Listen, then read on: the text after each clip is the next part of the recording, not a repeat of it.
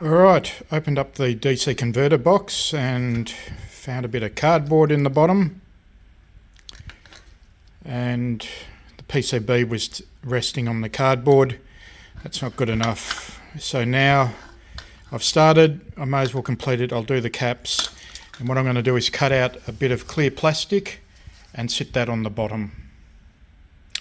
Then replace the screws for one of the ICs and reassemble.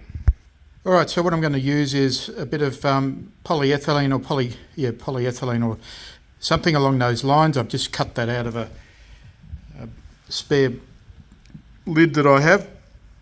It's around about 1 mil in 1.5 mil in thickness. I'm going to trim that to size, and it's, again, let's try and make things look factory. There's Ava again. Ava's showing up, she's waiting for a walk. Alright, so I've made the insulator for the bottom of the cabinet, and I've just done that using the soldering iron and a 1mm nib tip, and I'm happy with that. So I'm just going to put some double-sided tape on that. Okay, all capacitors are being changed. I'm now just going through, found already one dry joint, just going through and reflowing the board. Okay, it's all reflowed, and we've got all of the caps and replaced.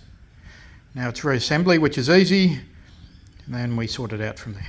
Alright, on the DC regulator I've put in the M2 screws, but then on the other side I have also put a nut and secured that lid down. I've replaced the insulator on the regulator with a ceramic, and now I'm just tidying up the soldering here. Alright, back to reassembly. That looks a lot better than what it did. Alright, and you know, we replaced garbage cardboard as an insulator with robust 1.5 mil plastic on the baseboard, which is just under here, and resoldered, reflowed, recapped the board, and it all checks out okay. Alright, we'll reassemble that later. Okay, this afternoon's project is back together. Okay, the DC board, DC converters in there now, looking really pretty.